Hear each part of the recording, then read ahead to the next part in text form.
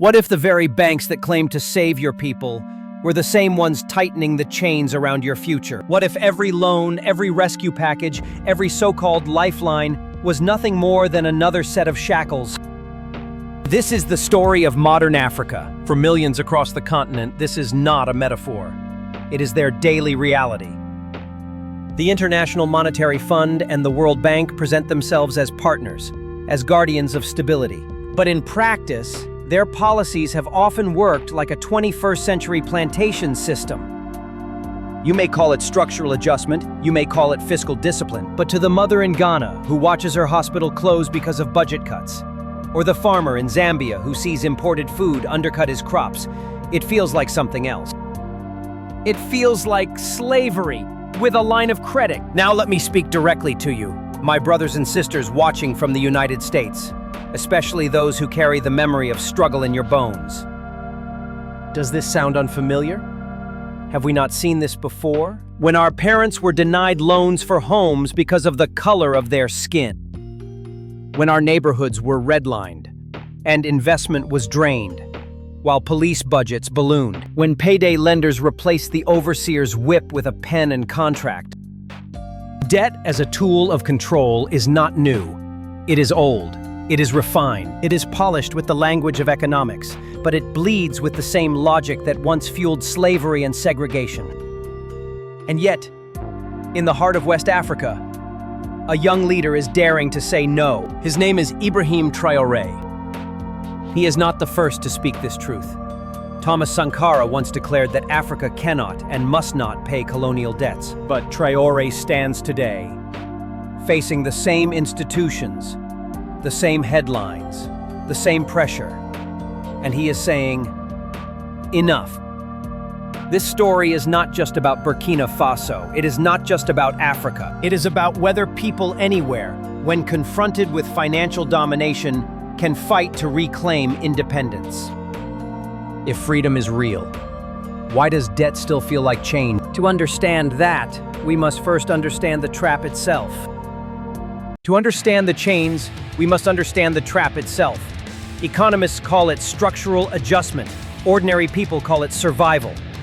I call it the IMF debt trap Africa has been caught in for decades. Formuano with the promise of help. A government facing crisis turns to the International Monetary Fund or the World Bank. On paper, the loans seem generous. The interest rates look manageable. The headlines announce that relief is coming. But here is the first step. Those loans are never free. They come with conditions, written in the fine print of structural adjustment programs, or SAPs. Freedoms percent? Take the money, but agree to change your economy. SAPs require governments to remove subsidies on basic goods, privatize state-owned industries, and peg their currencies to the dollar, a move that often makes their exports more expensive and their imports artificially cheap, crushing local producers. The message is simple.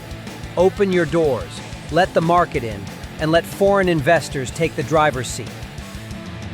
Step 2, cut. Cut healthcare budgets, cut education budgets, cut food subsidies, sell national assets. Tighten your belt, the IMF says. Become efficient. But efficient for whom? Efficient for the foreign corporations who now buy mines, farms, and banks at bargain prices. Efficient for importers who flood the market with cheap products, leaving local farmers and businesses crushed. The people feel the pain first. Empty hospitals, closed schools, rising prices. Step 3, the spiral. With weak local industries, with public services gutted, the economy cannot grow fast enough to pay back the debt.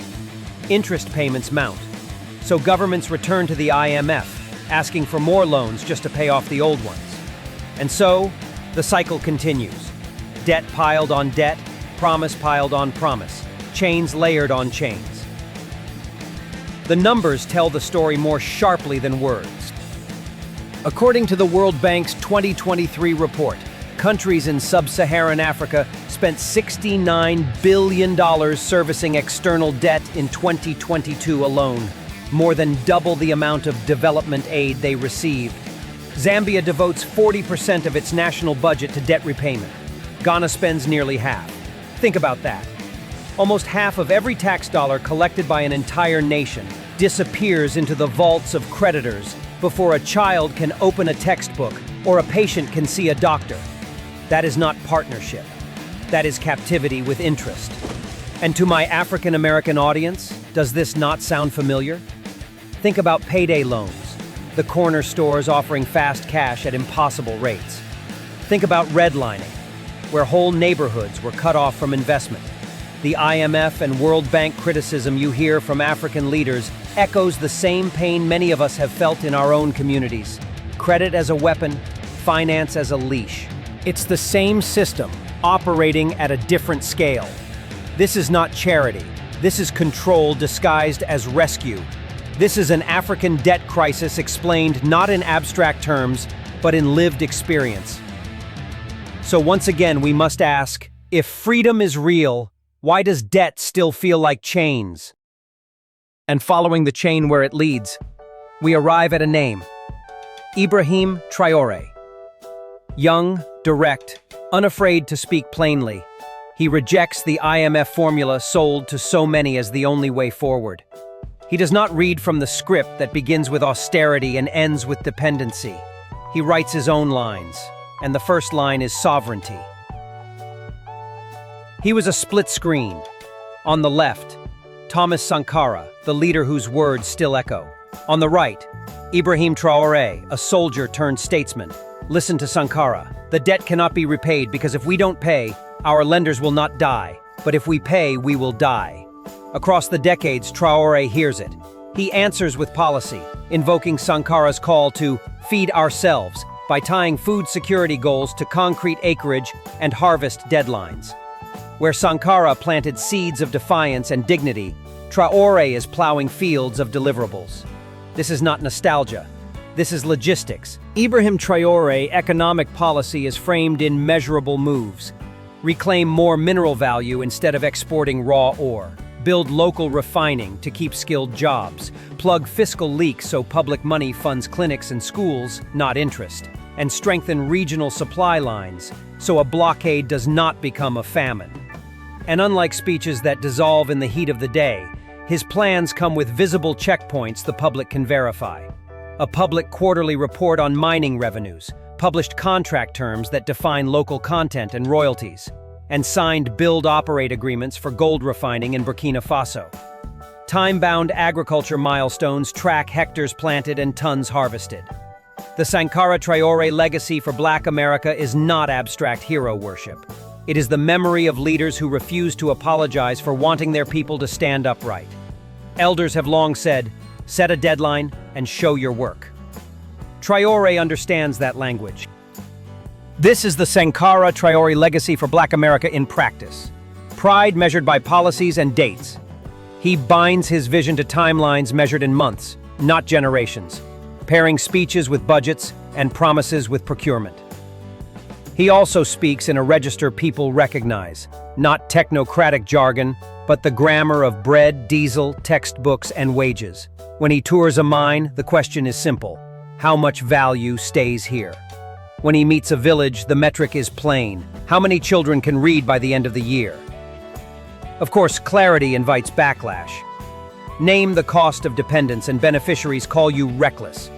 Say no to prepackaged salvation and merchants of that salvation call you dangerous. But watch closely. The louder the noise, the clearer the line he draws between fear and freedom. When was the last time we saw a leader say no, loudly, without fear? Clarity invites a chorus, and in the dominant narrative of mainstream Western press, the chorus repeats the same refrain. Search IBRAHIM TRAORÉ, and a pattern appears. Headlines that call him a junta figure, filter his decisions through a security lens, and tether his name to Russia before a single policy is discussed. Reuters, for instance, reported that Traoré hailed Russia as a strategic ally, while denying Wagner's presence, framing Burkina Faso primarily through great power alignment rather than bread-and-butter economics. A year later, another Reuters headline emphasized the arrival of Russian troops in Ouagadougou, again centering the story on security optics. France 24 aired a segment declaring that Traoré and Russia's Wagner deserve each other, an editorial frame that presumes intent and outcome in a single breath. And wire services routinely describe the authorities as a junta, even when the subject is administrative or economic, cementing a first impression of illegitimacy before facts are weighed. Those headlines beside the archive, and the echoes are unmistakable. Thomas Sankara was cast as destabilizing when he spoke of dignity and self-reliance. Patrice Lumumba, a democratically chosen prime minister, was painted as a communist proxy when he sought control over Congo's copper and future. Malcolm X, an American voice for human rights, was branded militant in ways that made surveillance sound prudent. The names change, the adjectives do not. When a leader argues that West fears African independence, the response is seldom to debate the policy, it is to profile the person. Position these cases, the grammar of suspicion follows 3 steps. First, illegitimacy. Define the figure as outside acceptable politics. Coup leader, junta, so every proposal begins in a deficit of trust. Second, externalization. Anchor local choices to an outside villain so agency looks like puppetry. Note how stories around mines, gold policy, or schools are quickly yoked to Russia or Wagner, whether through speculation or troop movements. Third, securitization. Reduce economic questions to counterterrorism and geopolitics, so tanks and advisors sound like answers to food prices and jobs. Even human rights coverage is folded back into a security script. Listen closely to the code words. When outlets praise stability, ask stability for whom? When they celebrate a democratic transition, ask whether ballots are being used to ratify austerity. When a security partnership is lauded, ask whose minerals, ports, fiber lines, and data centers are being secured. In this vocabulary, democracy often means the predictability of returns for investors, not the unpredictability of citizens deciding for themselves. In practice, it can mean protecting contracts and concessions that move wealth out and risk in. Neo-colonialism in Africa, 2025 by another name. To be clear, there are legitimate concerns about governance, rights, and stability in any transition, and credible reporting has documented difficult trends. But those concerns are routinely amplified to the center of the frame, while potential gains for ordinary Burkinabe, like capturing more value from gold or funding schools, are minimized or postponed to a footnote. When Traoré speaks of refining gold locally, analysis often pivots to whether Western firms will be edged out rather than whether nurses will finally be paid on time. When a refinery or revenue reform appears on the agenda, the market mood becomes the headline, not the public ledger. The effect is cumulative. Citizens learn to fear their own leverage. Policymakers abroad are trained to equate African agency with instability. Editors are rewarded for recycling adjectives that confirm yesterday's assumptions, and a continent is told once again that the safest future is the one in which it keeps the least. Friedrich, the only question that cuts through the static. Dangerous to who? To the people, or to the system that feeds on them? Follow the money, and you reach the mineral that glitters through this story, gold. Burkina Faso is among Africa's top 4 producers, pulling roughly 70 tons in 2023. Yet towns near the pits stay poor, clinics run short, and wealth exits faster than it is dug. Only a sliver of value stays home. Analysts estimate that just 10 to 20% remains in country after the gold is sold, taxed, refined, and traded. The rest is captured along the chain by transfer pricing to affiliated buyers, stability clauses and tax holidays that lock in low royalties, and intragroup fees that drain earnings before tax. Wastes do governments sign such lopsided deals? Context matters. Many agreements were inked during crisis, when currencies crashed, budgets bled, or conflicts raged, or by corrupt regimes seeking quick cash and political cover. Desperate for hard currency, leaders accepted terms that mortgaged tomorrow for a drip of dollars today. That is the battlefield Traoré inherits. Ore becomes doré bars and crosses borders to refineries in distant hubs, where the refining margin and skilled jobs land far from Ouagadougou or Koudougou. When those bars finally trade on an exchange, the highest value moment belongs to a city thousands of miles away. Traoré's answer is to treat gold not as fate, but as leverage. He is renegotiating contracts so royalties, local content, and state stakes reflect reality, rather than desperation. He is pushing for local refining, so a meaningful share is processed inside the country, and the margin stays with Burkinabe hands. He is advancing tighter taxation to curb profit shifting, and pledging revenue transparency citizens can read. All of this points to Burkina Faso financial independence, built on rules, not favors. Unfinished is hard. Building refineries and auditing complex supply chains demand technical capacity and discipline, and markets will test resolve with short-term pressure. But sovereignty collects its price up front. Paying it is the only way out of the trap. Now the thought experiment. If just 30% of that gold stayed in Burkina Faso, it could triple the education budget overnight. Imagine the human ledger. Teachers hired, roofs repaired, textbooks in the languages children actually speak, nurses trained and paid on time. The difference between a child staying in class or leaving to dig. Salation. It is a reset that fits a pan-African economy rising. Keep more processing in the Sahel, share power infrastructure across borders, publish contracts the public can see. Make the mineral serve food security, not the other way around. Call it negotiation, rather than nationalization. Call it sovereignty measured in payrolls and paved roads.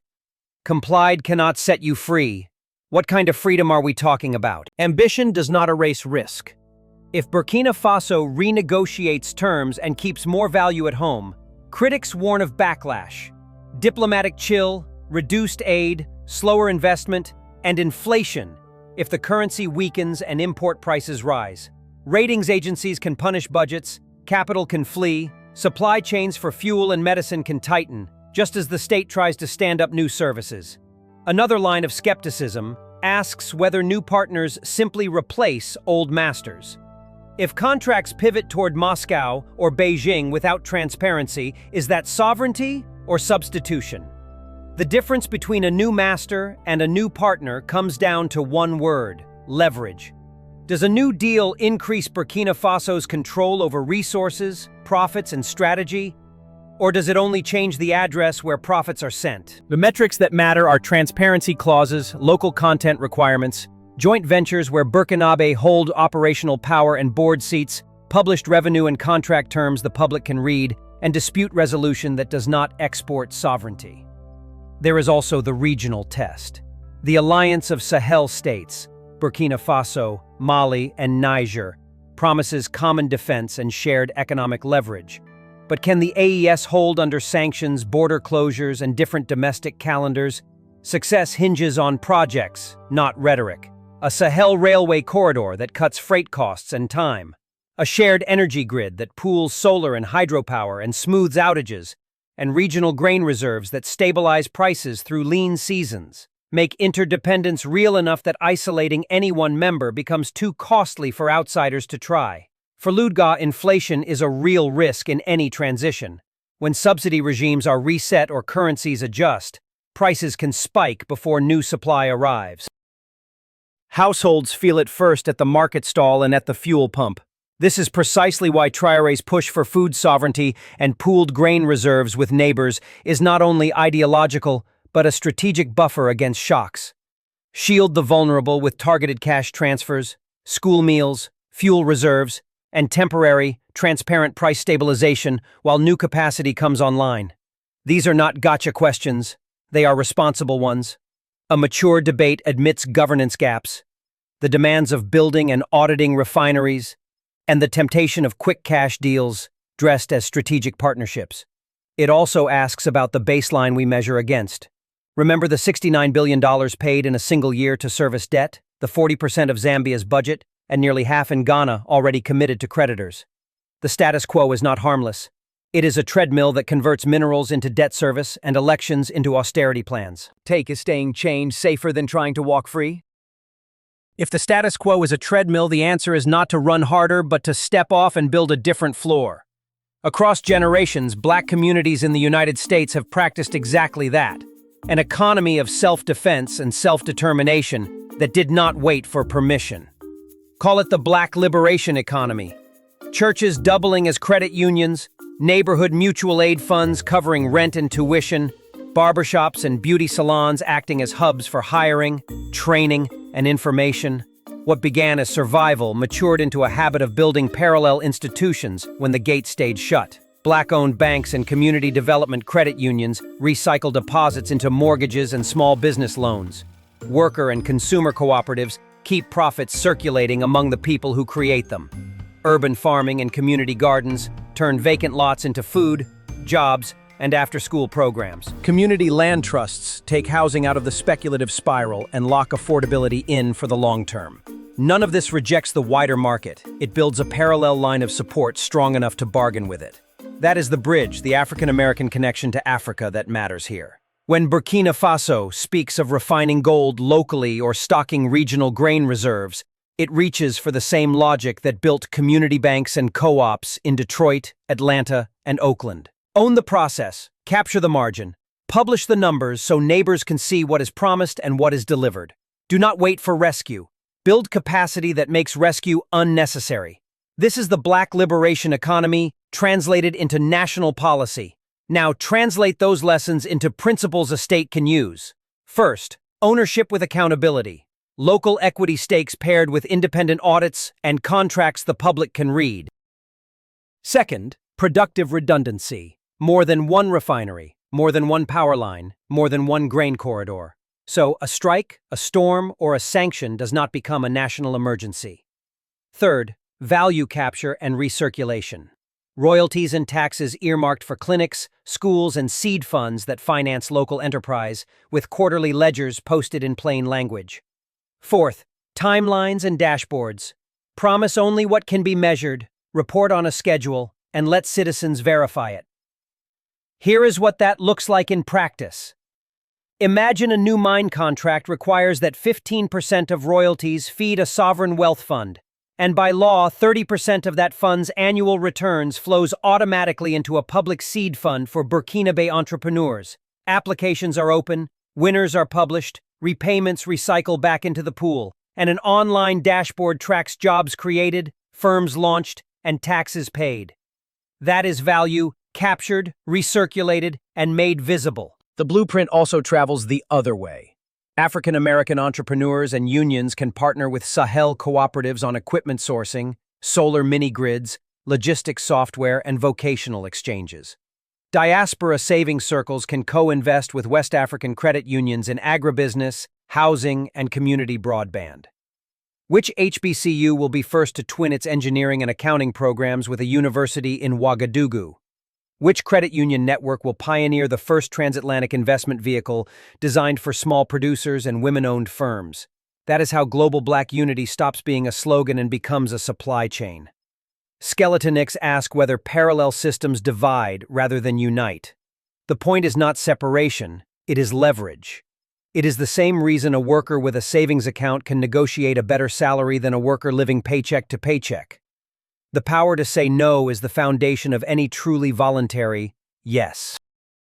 Building our own systems creates that power, to refuse exploitative terms and to accept partnerships on our conditions. If we can build our own here, why should Africa not do the same there? History does not move in straight lines. It coils. The plantation became the colony, and the colony became the balance sheet.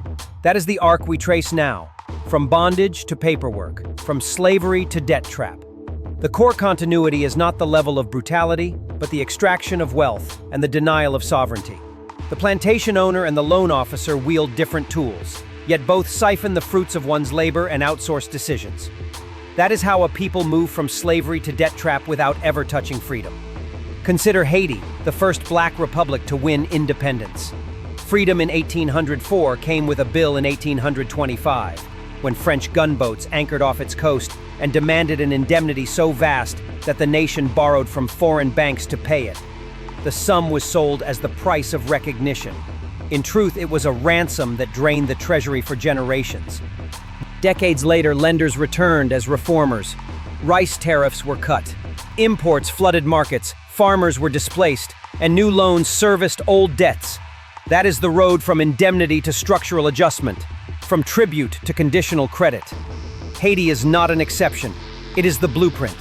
The same template of crippling financial burdens on newly independent nations to limit sovereignty and extract wealth spread across Africa and the wider global south. Chains of iron became chains of credit. Gunboats became credit ratings. The vocabulary softened while outcomes stayed hard. Revenue out, risk in. A shortfall that makes tomorrow's choices smaller than today's. Listen to the language of modern rule. Servicing replaces paying. Adjustment replaces cutting. Stability replaces submission. When a nation is told its deficit is the problem, but the outflow of value is ignored, the cure begins to look like the disease. When a country is praised for openness, while its farmers and workers cannot compete with subsidized imports, openness becomes another word for exposure. This is why memory matters. A people that remembers the invoice attached to its independence is less likely to mistake a loan for a lifeline. A diaspora that remembers redlining and predatory lending is quicker to see the family resemblance when a continent is told to privatize its future. The lesson is not bitterness, but clarity about costs, about who pays, and about who decides when the bill is due. Freight how many generations must pay for freedom twice. Memory sharpens purpose. If the past teaches how power extracts value, the future must teach how citizens capture it. Traoré's vision is not a slogan, it is a calendar, a ledger, and a checklist the public can verify. The aim is simple and radical at once. Turn a Pan-African movement into daily operations, and make African independence visible in budgets, factories, fields, and classrooms. First, agriculture. The target is 250,000 tons of staple food by the year 2025 to cut imports and steady prices. The method is practical. Prioritize irrigation along proven river basins. Distribute multiple varieties of drought-resistant seed to avoid a single blight wiping out harvests. Expand storage so bumper crops do not rot, and pre-position mobile mills near surplus zones. Build redundancy through community seed banks, small-scale cold chains, and feeder roads that give farmers more than one route to market. Publish a quarterly crop dashboard listing hectares planted, tons harvested, stock levels by province, and delivery times from farm to market. Can Burkina Faso feed itself before 2025? The answer depends on whether those dashboards move from numbers to meals. Second, security through the Alliance of Sahel States. The AES becomes pooled training, shared airlift, coordinated patrols, and interoperable radios that keep borders from becoming open wounds. Build redundancy with mirror depots for fuel and spare parts in more than one capital. Standardize kits that fit across fleets, and cross-border staging sites that shorten response times. Share intelligence so one ambush does not become 10. Align budgets so fuel and salaries are predictable. And publish a shared readiness report each quarter with flight hours, patrol coverage, and response times. Can three poor nations together be stronger than one rich enemy? They can if coordination turns scarcity into leverage. Third, energy for production. Mines cannot refine without steady power, and clinics cannot refrigerate vaccines without it. Anchor solar plants near industrial clusters with battery storage sized for night shift operations. Blend solar with hydro where available, and maintain targeted diesel backups for peaks and emergencies, with clear fuel reserves and maintenance schedules. Sign transparent power purchase agreements that price electricity in plain language and include uptime service level commitments. Track progress with 3 numbers the public can see: megawatts installed, uptime percentage, and cost per kilowatt hour. When those numbers improve, factories run longer and vaccine fridges stay cold. Fourth, education and memory. A free people must know who they are and how they got here. Update curricula to include African history and the civic philosophy of leaders like Sankara as case studies in budgeting, public health, and land reform. Train teachers to deliver this alongside numeracy and science, and use local languages in early grades so reading sticks. Build redundancy in the talent pipeline through regional teacher colleges, distance learning modules, and paid apprenticeships in farming, welding, coding, nursing, and auditing. Post-school report cards that track attendance, grade 3 reading proficiency, and vocational placement rates. And tie budget bonuses to schools that lift those numbers the fastest. The greatest infrastructure needed is not concrete or solar panels, but trust and accountability.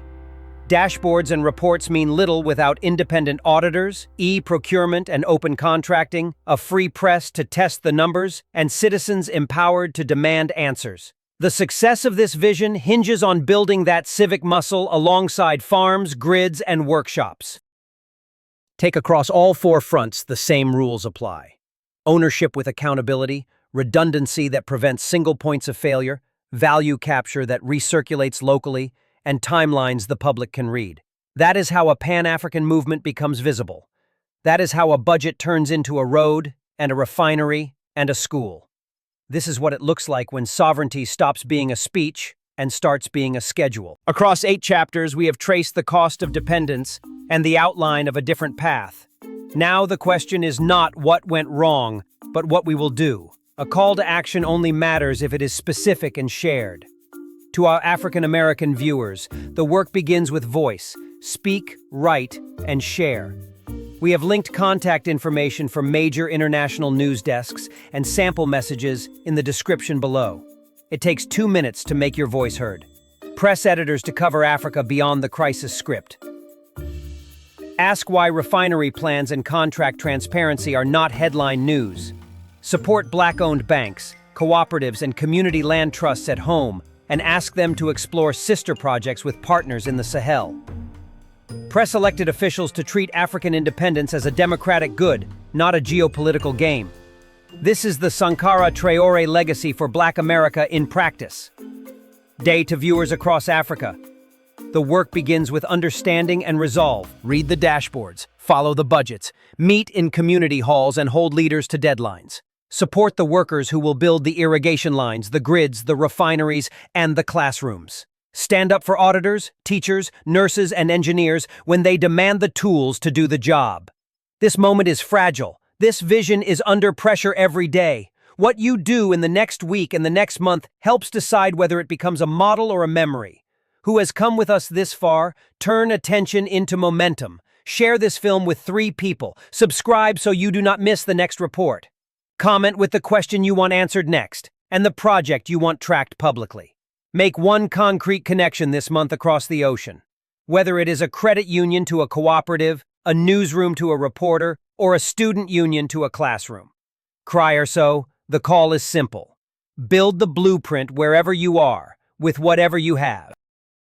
Use the hashtag #BuildTheBlueprint to share what you are doing and to connect with others. That is how Black unity becomes visible in projects, jobs, and schools. If you are over 50, you remember Malcolm and Martin. If you are younger, you have heard them quoted 1,000 times. Today, a young man in Burkina Faso is writing the next chapter. Will you witness it in silence, or will you echo it? IBRAHIM TRAORÉ is proving that Africa can break free from the IMF debt trap and build true financial independence.